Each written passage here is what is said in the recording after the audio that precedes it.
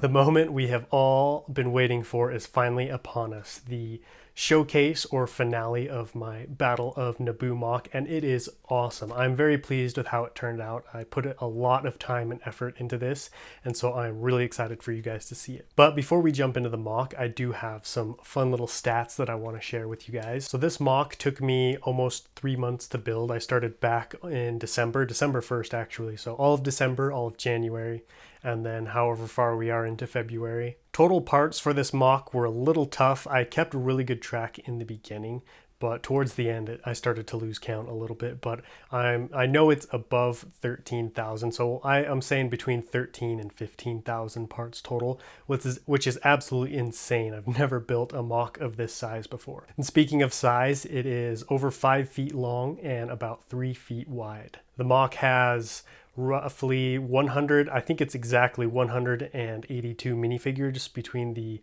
Gungan side and the droid side. The total grass pieces for the MOC is 4,258, which is insane. I really don't know what I'm going to do with them. I really like that piece, and it's a piece I like to incorporate in a lot of my MOCs, so I'm sure I'll find something. I'm just waiting for that idea to pop into my head. The shield wall that you guys will see is comprised of over 2,126 of the trans blue cylinders. That's it for stats, guys. Let's go take a look at the MOC.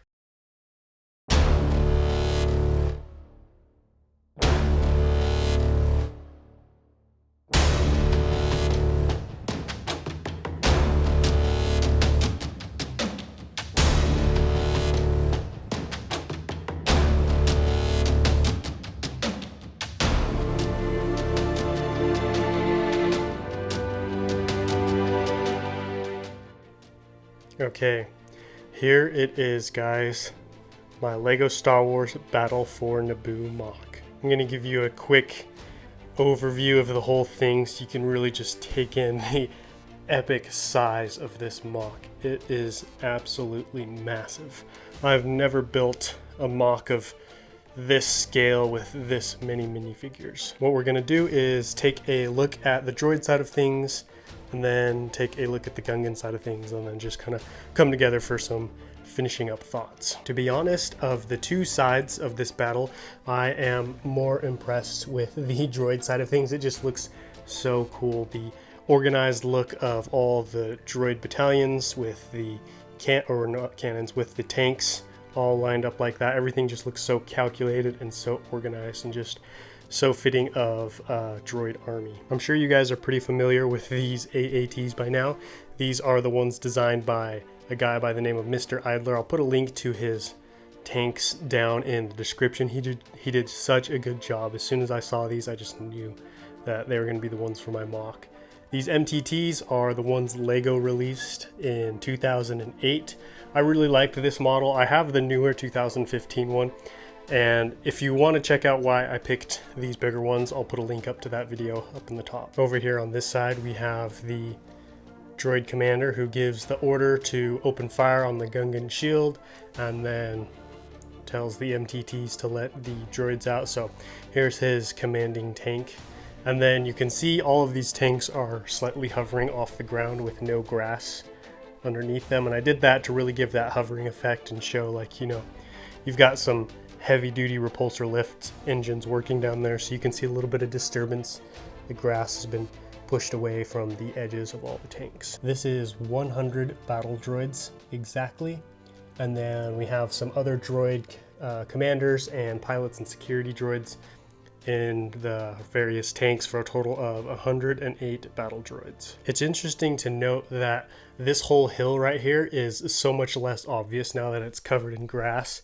If I bring it down to camera level, you can see the hill a lot better, and I just think it looks really good. This grass really did a good job of helping it blend into the terrain, because before it was pretty obvious there was just this massive hill, and it didn't look super great just because of the way I built it, but I think it looks so much better now that it has all these grass pieces. And you can see it places the droid army pretty high up above the Gungan army, which is accurate to the film. Moving on to this middle ground between the two armies.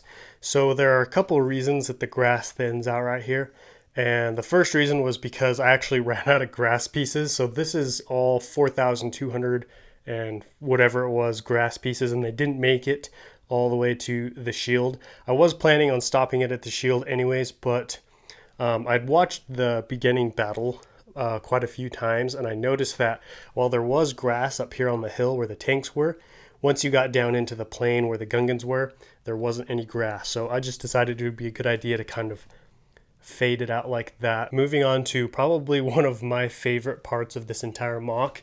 This is supposed to represent the shield that protects the Gungans at the beginning of the battle. I put that slight curve so it really helped capture that circular look, because that was honestly one of the biggest challenges for me, because that shield is really just a big bubble, and round bubbles are really hard to capture when building with Legos. This little section right here was rather tricky as well, because I had to capture kind of a circular bubble look, you know, because this is the edge of the army right here, so the bubble actually comes around and then goes back that way.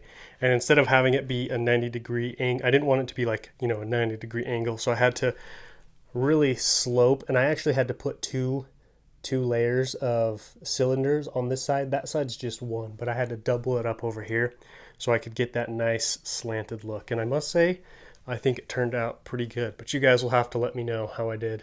There's another look at that curve on the shield. Now, the reason this isn't one uniform flat line is because this is just part of the shield. Obviously, I didn't have the time or money to build the entire shield, and so I put these little towers and valleys to kind of represent, you know, the shield slowly fading into view for you guys, so you can just imagine it just melting off. I really hope I did a good job of capturing that. You guys will have to let me know. Moving on to the Gungan side of things, we've got 73 Gungans, and they're in the process of lining up. We have both of the flanks are mostly lined up, and then you've got more soldiers spilling in to go cover in front of the generals. We've got one of my custom catapults right here, and then this is Lego's build for the Gungan battle wagon.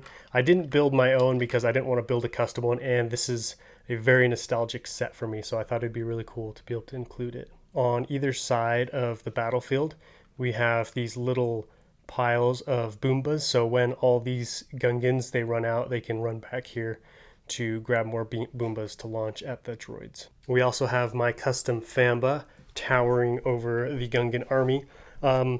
So I ended up not doing anything with the feet. I know a lot of you guys said change the feet, and I 100% agreed with you guys. I honestly just didn't really know what to change it into, and I just was kind of I got lazy, and I just wanted to finish the MOC. For those of you guys who didn't watch the Famba video, these are actually the legs from the 2013 ATTE. On this far right side, we have the Gungan Calvary, comprising of Gungans on their Kadu mounts. Now, this is one aspect of the MOC that I'm very proud of, and I actually came up with these custom feathers myself. So these are actually the Ninjago swords. I happened to see some, and I just thought, man, those would make some really cool looking feathers, because all these Kadu mounts, they have feathers on the back of them. And this is what Lego had done back in 1999.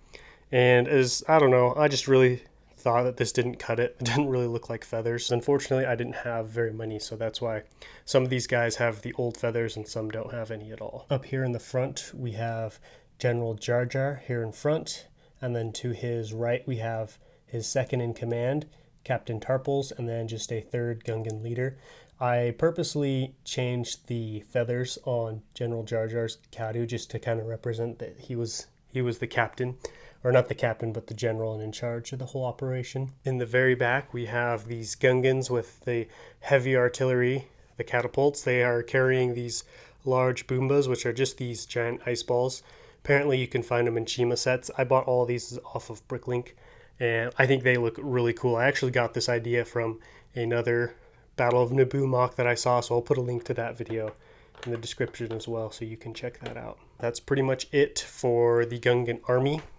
One last thing, it's kind of hard to show you guys because the shield's in the way, but all of these front Gungans in the front row have an energy shield, and this is kind of how it was in the film. The entire front row just comprised of Gungans holding the shields to protect the Gungans behind them. I gave these guys spears as well, just because, I don't know, I thought it looked cooler if they had a shield and a spear.